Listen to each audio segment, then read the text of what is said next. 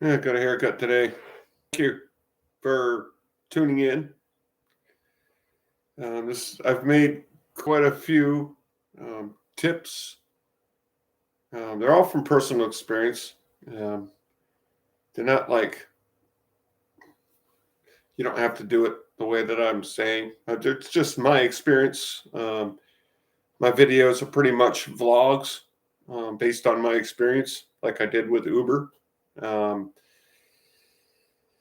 they're opinionated um, videos.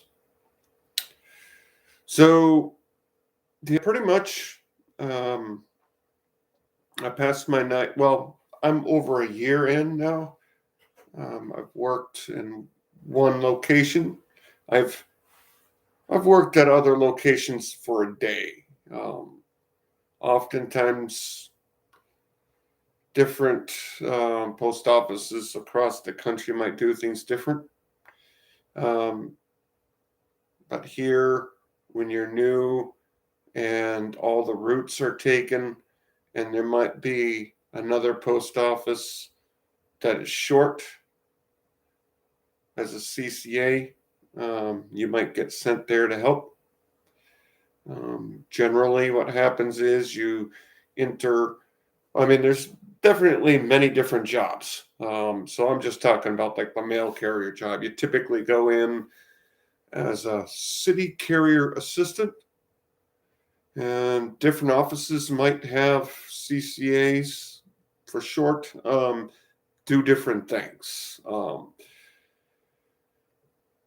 Different supervisors have different ways of being supervisors. So if you run into one that's a dick, not all of them are going to be like that. So don't judge all supervisors from a couple that you might run across in one shop. So typically you start off as a CCA. You're going to be helping, um, doing what they call pieces. Um, which is just a small part of a route. Um, um, the regular, I guess, is someone that's, I guess, owns the route. It doesn't really own the route, but it's their responsibility. Um, they make sure the route's clean by which address is vacant, controlling that kind of stuff. Um, Yeah. I guess they can put in what they have like a red book, and they can put in for like how to do the route and get it approved. Um, Supervisors can force a change if they want to. And I guess just because you're the regular that owns the route, it's nothing much you can do, I guess. If the supervisor sees fit that they want to change it up. So I guess it's not kind of like you don't really own it, but it's your route. No one else can take it from you because that's your assigned route. But so it'll go from like CCA, and then after 2 years, you'll become a part-time flex, which is basically a CCA, but now you're a regular. And then you can either go to T6, which doesn't own a route, but gets paid more because they'll have a string, I think, of 5 routes that they cover. As when a regular has a day off, the T6 comes in and will cover the day off. And if there's not enough T6s, then the PTF will do it. And then when there's not enough slots, then the CCA will do it. And then if everything's covered, then the CCA is typically doing pieces. That's kind of how it flows. My office is really short on people, and when they're short on people, um, we have to pick up the slack. So that's what they call by splitting routes. You'll do a route because the one's open, there's not a person or a regular to take it. So if then the CCA takes the whole route typically if there's not enough for it. So often, like in my case, I'm doing a full root in a piece, um, typically every day. Because my office, it's small and there's a lot of people that are out and calling out sick. And so then they're what you call open roots, roots that don't have a person. So therefore, you do your root and then you're going to do a piece. Um, the computer, I guess, has a guesstimation of how long the piece takes. Now, I don't really think it's 100% accurate, but so they'll divvy it up. And in the post office, everything's about seniority, and they'll go from the bottom up. So they'll go, yeah, from the bottom up, and then the person with the most seniority gets to pick which piece they want, and then the lowest gets left with the least. That's the way it pretty much works. They have, and once you become a regular, you can be on what they call the no overtime list, which means that I guess, you don't work over 8 hours. Now, I don't know all the ins and outs. I guess you can be forced. Um, if they're not on the OT list, can you be forced? I guess you can. I'm not, it's almost like you have to be a lawyer, I guess. But if they violate rules, then there's a process called you go to your steward and you can have them file a grievance. And then if you win the grievance, they give you money. So, yeah, that's seniority. Pretty much when someone retires, the route becomes open for bid, and it's pretty much the senior person who gets it. So that's pretty much how the workflow happens. And as a CCA, it goes by seniority too, about hold downs. Sometimes the senior person that's not a regular has a hold down on a route. So when another comes up, can they switch hold downs? I guess they might be able to. I'm not sure. But that's how, as a lower CCA, you can still get a good hold down. Which means you can do that route as if you're the regular almost. You can't like make changes to the route, but it's yours to do until I guess the holiday happens. And a T6, I guess, can use his seniority as being a regular to bump you off for that day or whatever. And then you just go back to doing the hold down, which means that, hey, if there's the person that's gone for 2 weeks, you're going to have it for 2 weeks. So, yeah, pretty much as a CCA, you're like an unnamed T6 in a way. If you're in a small office like myself, I pretty much now know all the routes in the office because I'm often doing all the routes. So it's pretty much the flow of things. You're guaranteed after 2 years to be regular. And I guess there's a new contract with the union coming up, and I guess they're trying to argue to have people be hired as PTFs. I don't know. I think passing the 90 isn't really that hard.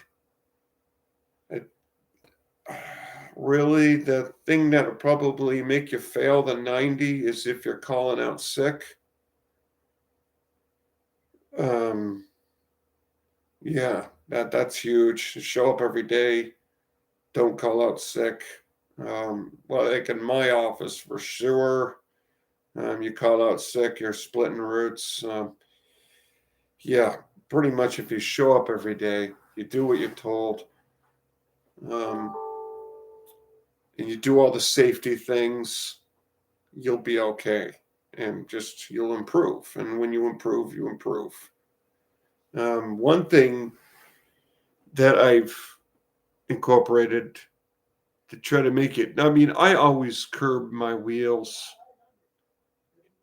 and I lock my door. That's like the four things that you need to do as a probationary. You get caught probably not doing these things. I'm not sure. You don't want to get caught even after 90 days. You'll receive discipline for it. So guaranteed. The first thing is always wear a seatbelt. Two, you always keep your door locked. What? Let's put it in the proper order. Wear a seatbelt. Curb your wheels the proper way. Um, and then three, lock your door and keep your windows up. Um, and always, of course, naturally, if you're locking your door, you're taking your keys. Do those four things. Don't cheat. Um, and one way to make sure that you never forget is to treat it as one motion. So when you lock the door, if you're thinking of it as one thing and then another, you might find it as cumbersome or whatever, right? But if you think of it as one fluid motion, you put in the key, you turn it, and then you pull back to see if it's locked as one full motion, then it's one activity rather than turn the key and then do it. You do it in one fluid motion. Boom, boom, boom, in one motion. It becomes a habit. Then you're less apt to think that it's cumbersome because you see it as one action, right? And you also do this with curbing your wheels. So if you're facing up a hill, you're going to make your wheels go like this because the idea is that if your brakes fail, the tire's going to hit the curb and then you're not going to go out into the middle of the street. So if it's flat, your wheels will go this way. Therefore, you're going to go away from the middle of the road. So again, one fluid motion. So when you pulling over, you're curbing. So then it's not like two activities. It's one. It's just automatic. So therefore you're not like thinking it's two different activities. So then boom, you lock the steering wheel. So then you're less apt to forget when you're in a hurry. And I think that really makes it easier to make it habit forming and not to forget. And then when the supervisor comes up, he's going to see that your wheels are always going to be curbed and then you don't get in trouble, especially if you're in a probationary period. You could be pulled off the street and then you could be let go. So I think that's one thing. It's always make it in one fluid motion. I think that's one thing that helps it become a habit. Always put the seatbelt on no matter what. You do those things, you'll be okay. I like to keep my satchel on when I'm driving sometimes, except for on Amazon Sunday, because then I don't have to keep on putting it on and off. Because sometimes it's a pain. It, it's like you can see the vehicle, but you can keep your vehicle unlocked if the house is on the same side that you're on. But you can't keep it unlocked if you're going to dismount two houses, even if they're beside each other and close. So you might, so therefore there's a lot of locking and curbing. And that's the reason why I like walking routes, because then you're not having to hop in and out of a vehicle so often. Um, so safety, don't back up unless you absolutely have to, and there's no way around it. That's kind of umbrellaed into making sure you're wearing your seatbelt. I guess some carriers have driven with their door open, don't get caught doing that kind of stuff. Yeah, so just be safe and show up every day. Follow the rules. It's not that bad. If you do those things, you're pretty much, because the post office is really short-handed and they really need help. So if you're being safe and you're showing up every day and you're putting in effort, you're pretty much going to keep the job, I think. Um, so I got kind of sidetracked. Well, no, that wasn't really sidetracked. I mean, that's what helps you keep your job. So as a CCA, you're going to be new to routes, and a lot of the reasons why it might be at first, you might have a hard time finishing the route is because you don't know the route yet. But once you learn it, you'll get fast enough, because then you'll know the loops. Um, you'll know the direction.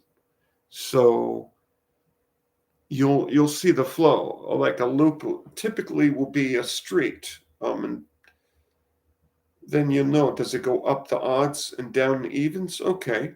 Then if you know the start and the end point of the loop, oh, it goes up and down. Okay, then when you can load your packages per loop up and down, it's quicker. So I tend to, in the morning, set up my truck for the small stuff in the front, what you call spurs. They're kind of like the flat type packages.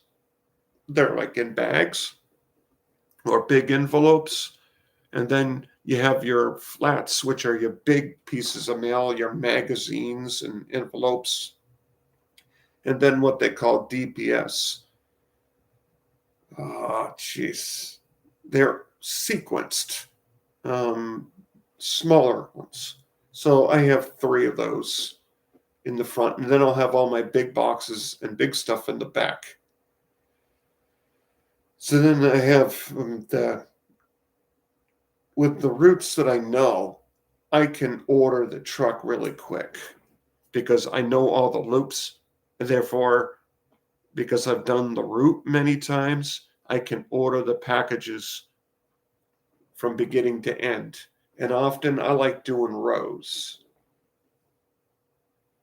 rather than square zones.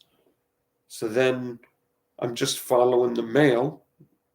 You go to one address and then you read what the next one is, and you're just following the mail along the loop. And so basically, if you have your packages in order, then you're just following each package. So when you take a package, you're going to see the next package. Well, okay, that's the next one.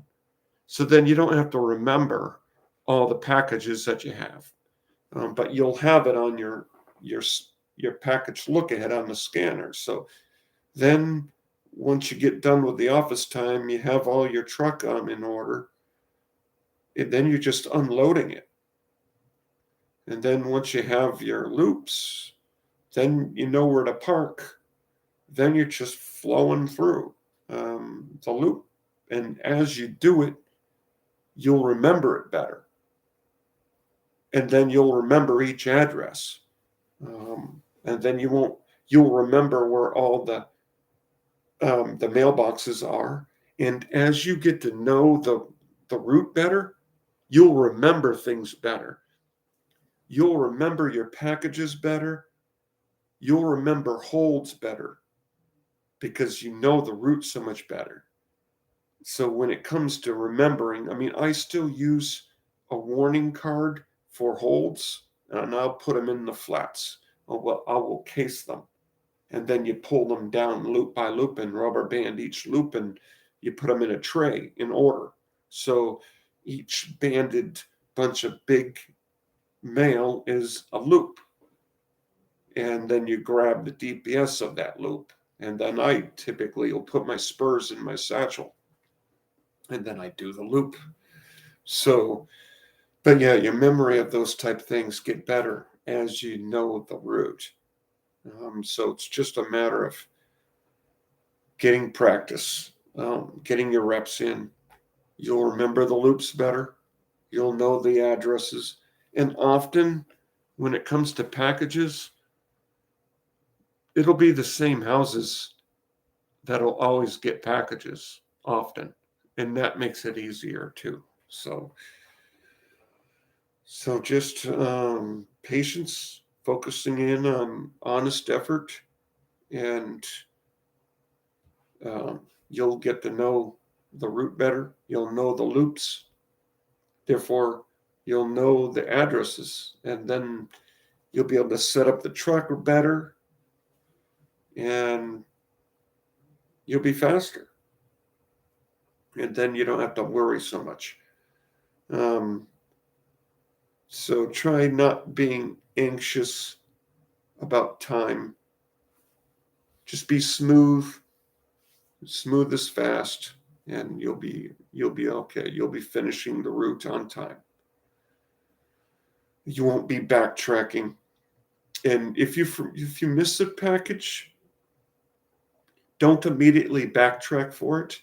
Think about that package and be like, well, geez, when am I going to be heading back this way? Oh, okay.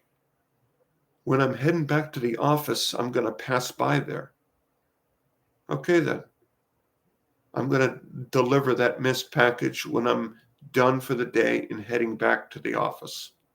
Therefore, you're not losing any time. You're going back by there anyway. That's one way to fix a mistake without losing time. Because if you do miss several packages, then that's several minutes lost, right? So that's one way to do it, is to think about when you're going to be going by there again, to deliver the missed package that you might miss. So casing, you pretty much, as you know the route better, you're going to be able to case it faster.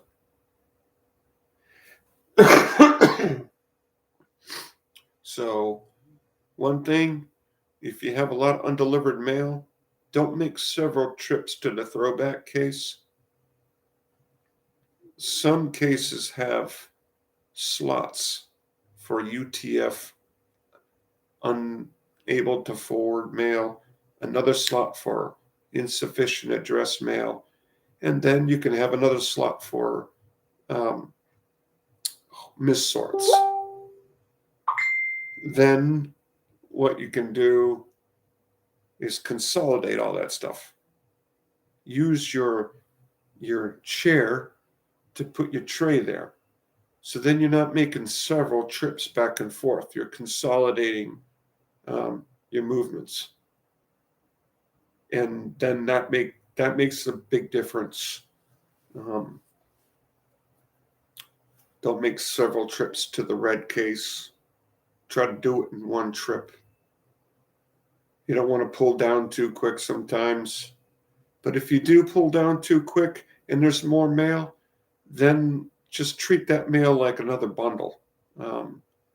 It's going to be in order. Just put it in order and then merge it in as you get there. I don't really care to put the spurs in with the flats. I like keeping them separate, putting them in my satchel. So that's how I've gotten faster. I try to consolidate things all together. So I guess that's my the latest version of how, yeah, So when you're new, think about the block that you're on and just look at, does it go up odds or down evens, or up evens and down odds? And whenever, as you're reading the DPS, when it changes direction, okay. And then it's easier, it's quicker. And then you can grab it and go. Um, so that's why I like organizing my truck, because then I'm going to grab my stuff pretty quick and be delivering the mail after I'm parking. Quick. On paper day, I'll take the time in the office to unplastic, debind the paper, and then I will take a red rubber band and I will rubber band the loop in the papers and tray them. I find it does save a lot of time, because now I don't have to do that on the truck in the street. So what I like to do is I'll hold the DPS in my hand between my finger and my thumb, and then I'll have the flats between my middle finger and my pointy finger, and then I'll have the papers on my arm. And if the flats are too big for my hand, I'll put the flats on top of my papers. So then when I'm walking the loop, boom, grab the flat and then the paper. Then I'm not going into my satchel each time. That saves a lot of time, I find. So I do hope that you guys have a good day. I've had a little bit of a cold all week, but everybody in the office has a cold too, so they share. So, so yeah, other than that, thank you.